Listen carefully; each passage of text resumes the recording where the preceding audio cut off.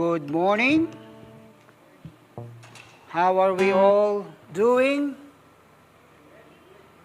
Are you awake?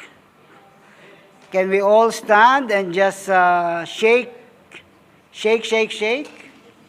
and perhaps walk around and say good morning to everyone? I'm giving you 1 or 2 minutes to say hello to everyone, that as many as you can. Give them a big smile, a big hug, cheek to cheek. Amen. Very good.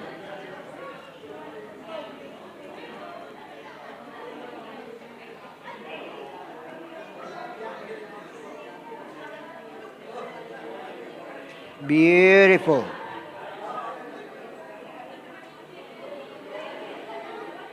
All right, thank you very much. That concludes our service today. All right, we can now go back to our chairs and sit comfortably, and we will be receiving the Word of God. You know, the Word of God is alive. Amen?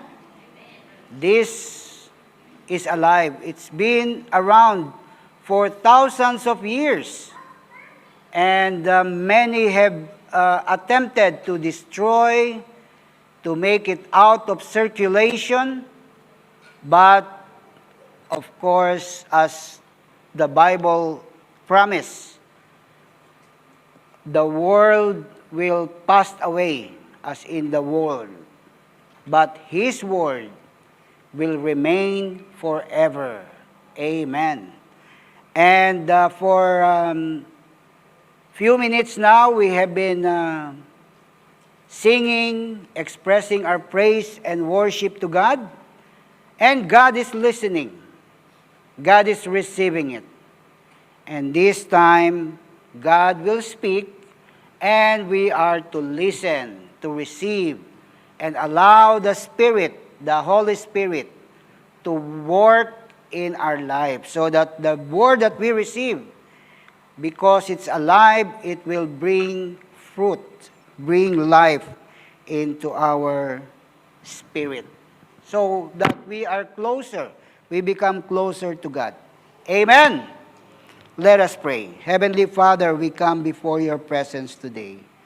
We ask that your Spirit will truly speak to us today. That as we receive your word, we receive and we hear. We listen. And it will not stop there, because we will be doer of your word by the power, by the empowerment of your Spirit. And we pray this in Jesus' name. Amen. So we will be concluding our series, our theme this month, which is abiding in Christ.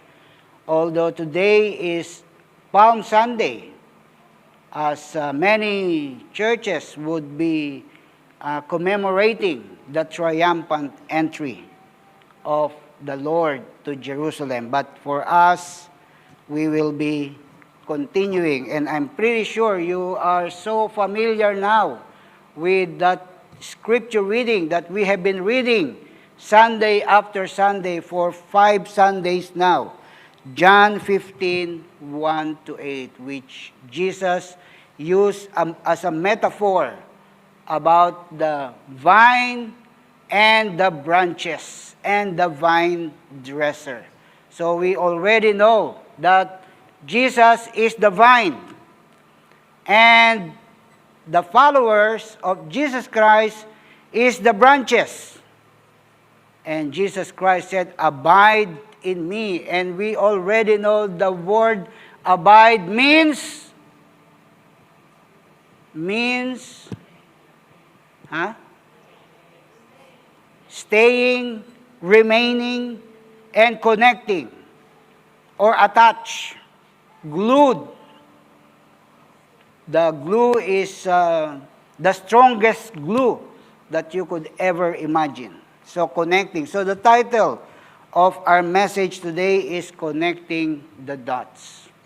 So we have learned in the past about being connected, the importance of being connected to Jesus Christ, because Jesus Christ is the head, connecting to the head, Jesus Christ.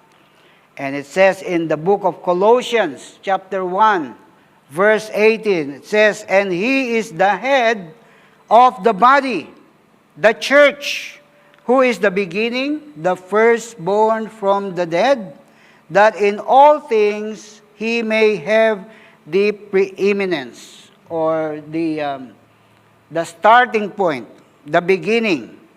So it's important, right from the beginning of this series, we have made a point that we are connected.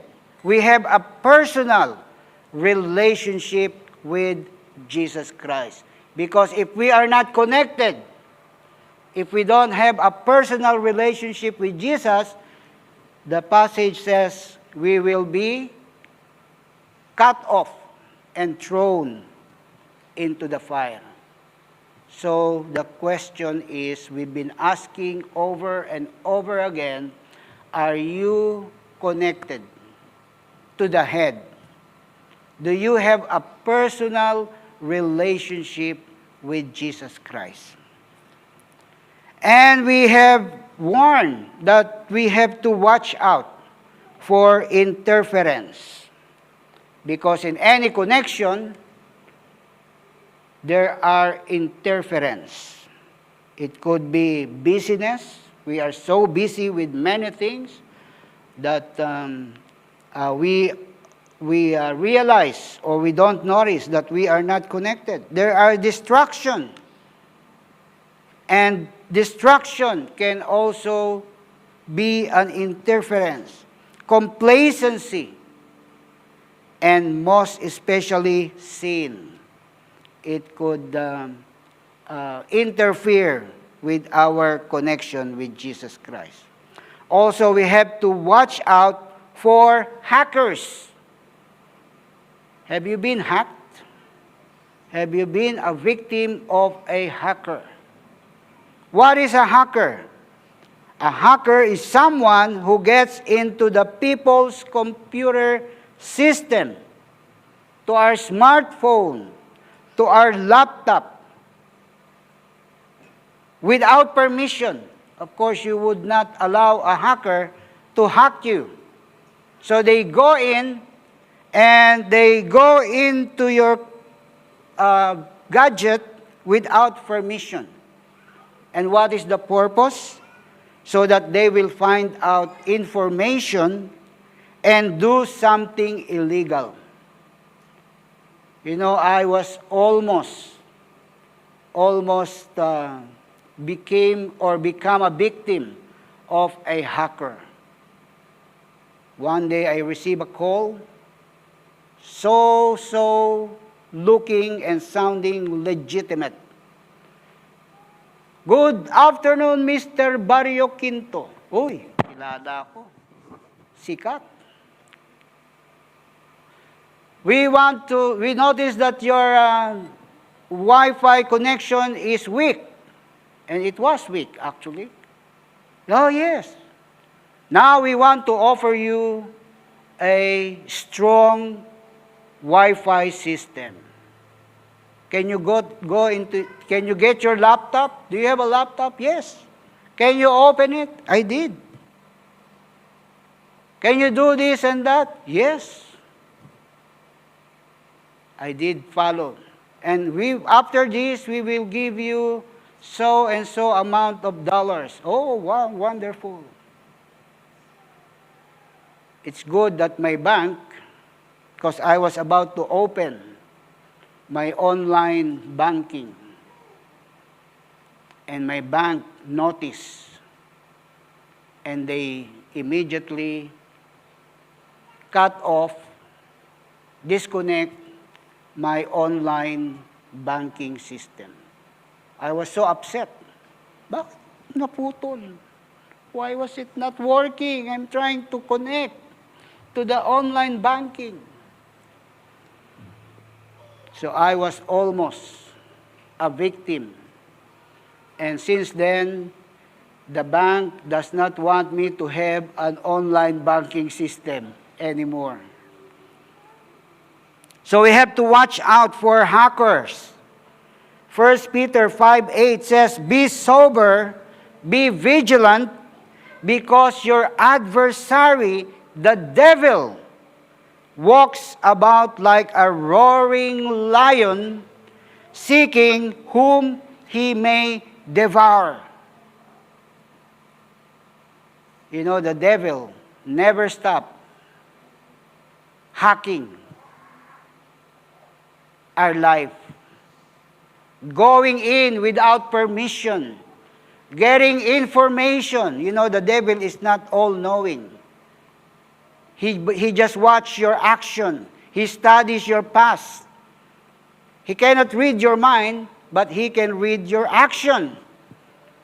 Only God is all-knowing. The devil is not all-knowing. He may listen to you. He watches you.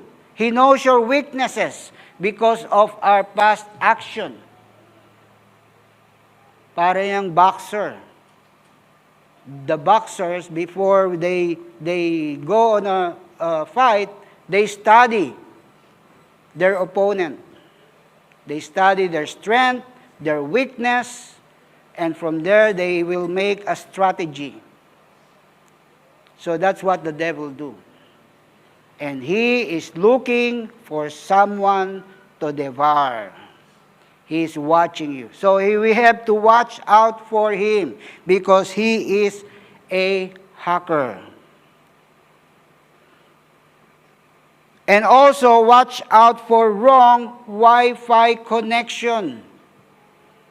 Matthew 7:21 says, "Not everyone who says to me, 'Lord, Lord,' shall enter the kingdom of heaven, but he who does the will of my Father in heaven." And also there's a verse in the Bible says, "Beware of false teachers. Beware of false prophet." So all along we thought we are fully and connected to the right provider, only to find out that we are in fact connected in the wrong provider. So it's important.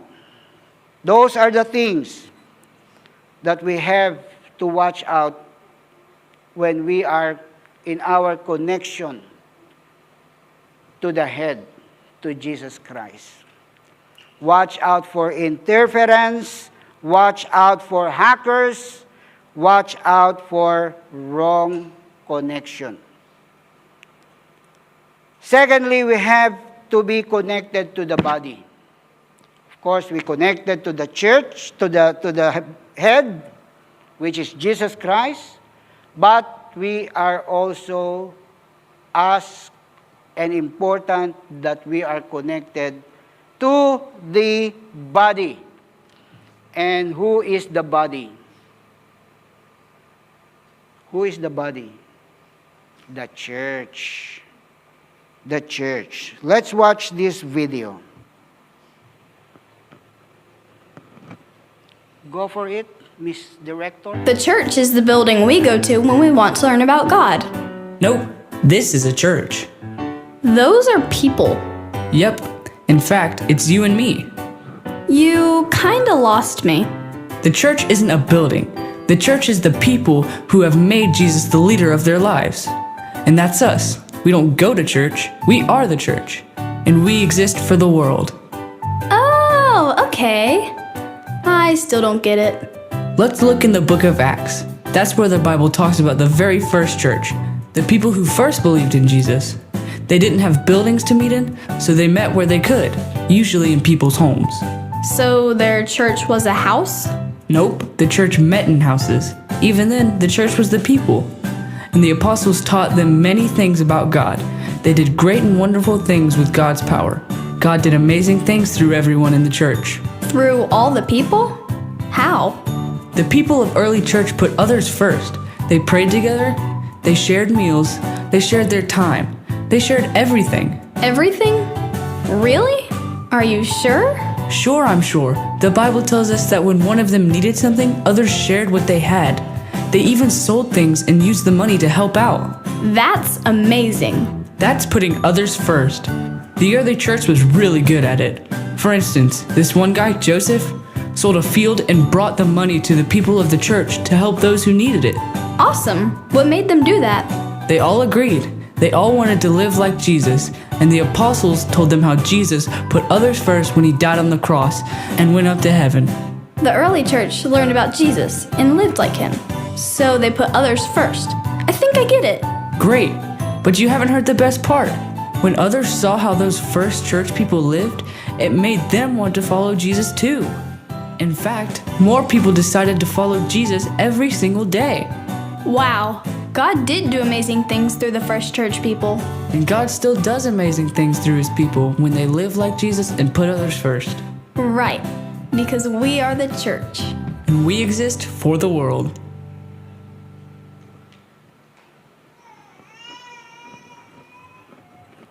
Thank you very much. So that video tells us what is in Acts chapter 2, verses 41 to 47. So it says that the church is not the building, not this building. Of course, this building is beautiful, but this building is not the church. The church is who? Us, you and me. There's two kinds of church. The universal church and the local church. The universal church is Christians all over the world. And the local church is us. But regardless, the Bible says that if we are to be connected to the head, we are also has to be connected to the body. In fact, in Acts chapter 2, let's look at it again. It says, "Then those who gladly received his word were baptized, and that day about 3,000 souls were added to them." So it says, those who believed the word, those who received Jesus Christ as Lord and Savior, the next step was they were added to the church. And they continued, verse 42, and they continued steadfastly in the apostles' doctrine and fellowship, in the breaking of bread and in prayer. So once they were added into the church, they studied the word together. And then they fellowship. Fellowship is not just about coming together and having coffee. Fellowship means sharing of life. Sharing of life together. In breaking of bread, so they practice the Lord's Supper. And in prayers, they were praying together. Individually and together. That's why I keep on saying praying together is very important. Part of the church life. Verse 44, "Now all who believed were together and had all things in common, and sold their possessions and goods and divided them among all so as anyone had need." So this was the practice of the first generation church.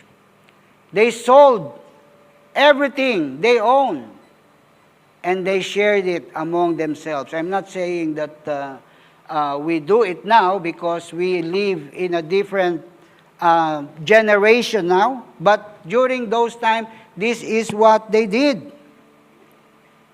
So, verse 46, so continually daily in one accord in the temple and breaking bread from house to house. Because they don't have the building. They have the temple, but it has a different purpose. So they don't have a church building. So they meet from house to house. Those who have big house, they shared. They invited their fellow Christians, and they met there. They ate their food with gladness and simplicity of heart, praising God and having favor with all the people. And the Lord added to the church daily those who were being saved. So you got saved and you are added to the church. And who's doing this? The Lord. So do you know that you are here because the Lord brought you here? So it's not by accident, but the Lord have brought you here with a purpose. What purpose? So that we not only connected to the head, but we are connected to the body. And there are times we hurt each other, we are offended to some, and we are disappointed. Why? Because we are all different. Let's watch this next video. It's very short.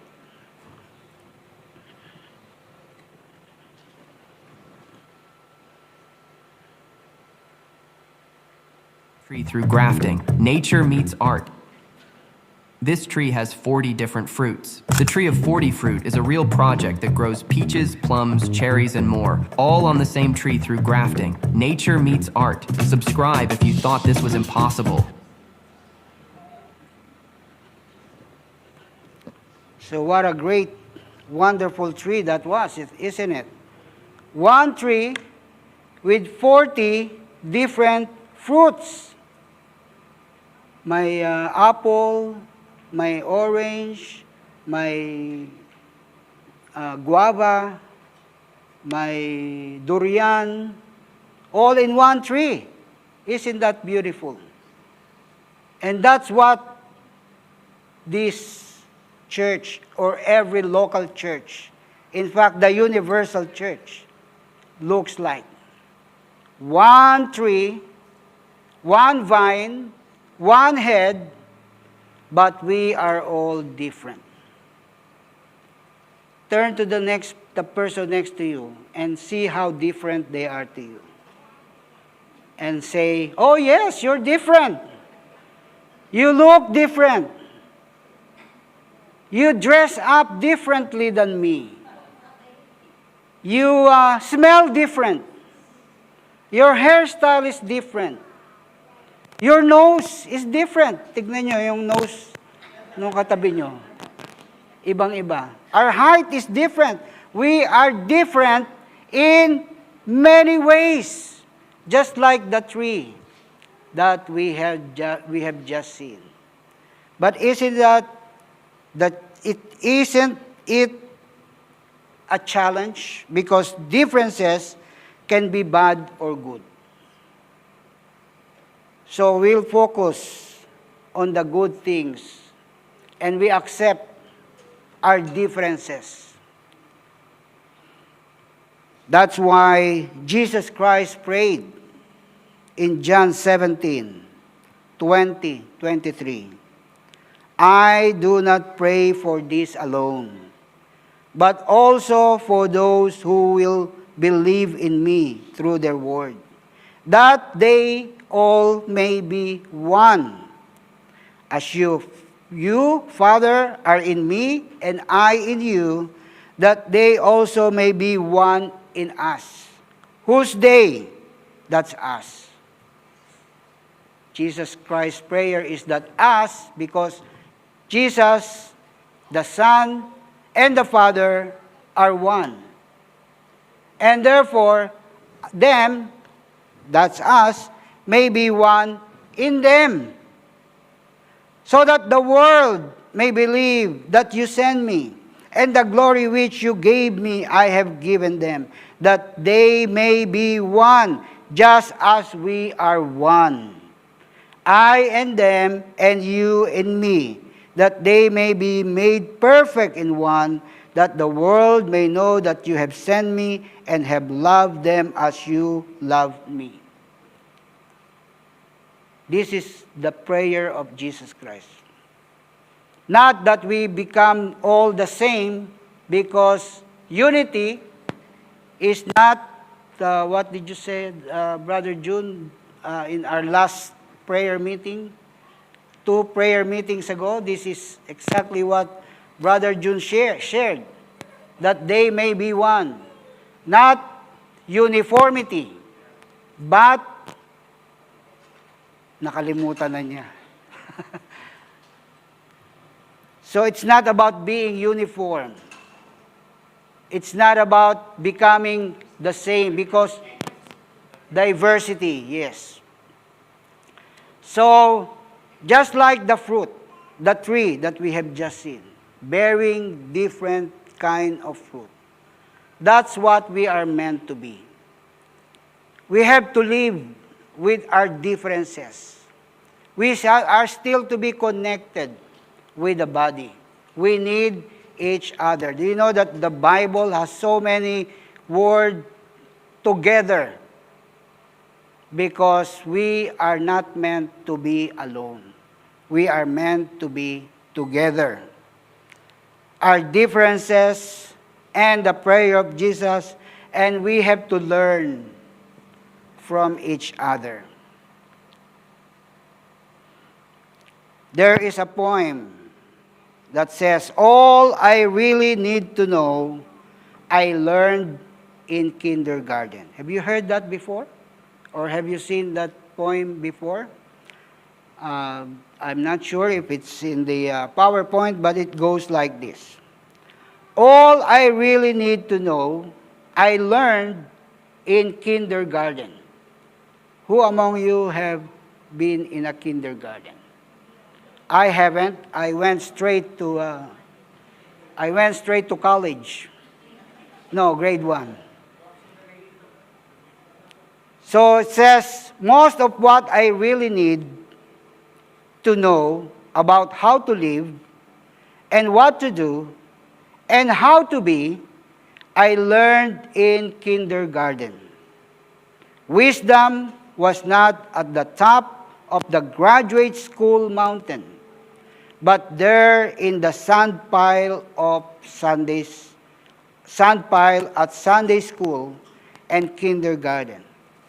These are the things I learned. Share everything. Play fair. Don't hit people. Put things back where you found them. Clean up your own mess. Don't take things that are not yours. Say you're sorry when you hurt somebody. Wash your hands before you eat. Flush the toilet. Warm cookies and cold milk are good for you. Live a balanced life. Learn some and think some. And draw and paint and sing and dance. And play and work every day. Some. Take a nap every afternoon. When you go out in the world, watch out for traffic.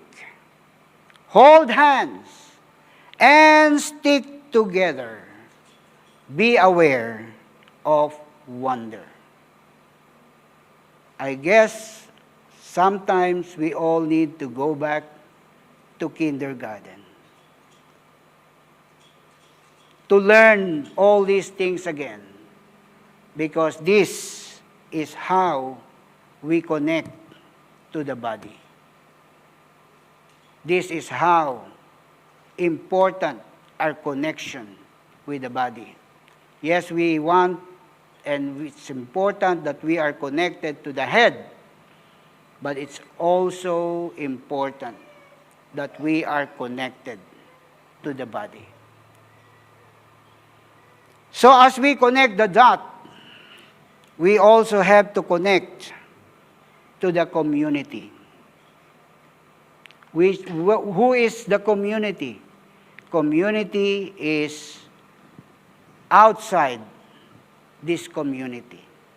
We cannot live and be comfortable inside the four walls of this building. We need to connect to the community. Matthew 28:18-20 says, "And Jesus came and spoke to them, saying, All authority has been given to me in heaven and on earth. Go, therefore, and make disciples of all the nations, baptizing them in the name of the Father and of the Son and of the Holy Spirit, teaching them to observe all things that I have commanded you, and lo, I am with you always, even to the end of the age." So once we are connected to the head, and we are connected to the body, Jesus said it does not stop there. You, us, has to go. We cannot stay and be comfortable with one another and be comfortable inside this building. We have to go outside and connect to the community. Acts 1:8 says, "But you shall receive power when the Holy Spirit come upon you, and you shall be my witnesses to me in Jerusalem and in all Judea and Samaria and to the end of the earth." We are His witness. We are to testify. What does a witness do? The witness or a witness testify. Give testimony on what transpired, of what his personal knowledge knows, what he knows about what he is testifying. So, beloved, we are connected to the head, to the body, and to the community. Abiding or connecting starts with Jesus, but it doesn't stop with Jesus. Yes, we connect to Jesus, we connect to the church, to the body, and we connect to the community. And we point everyone back to Jesus, to the head. That's how we connect the dot. So I pray and I challenge each one of us to really reflect and investigate and see our connection. If we are connecting the dot, if our dots are connected to each other. Connecting to Jesus, connected to the church, connected to the community, and pointing back to Jesus. Let us pray. Heavenly Father, we thank you for the past 5 Sundays that you have spoken to us, that abiding is an invitation, a challenge, and a declaration. Thank you, Lord, for this word that we have received. And I pray that every person, every listeners will truly hear your word as it brings life to each and every one of us. And we pray this in Jesus' mighty name. Amen and amen.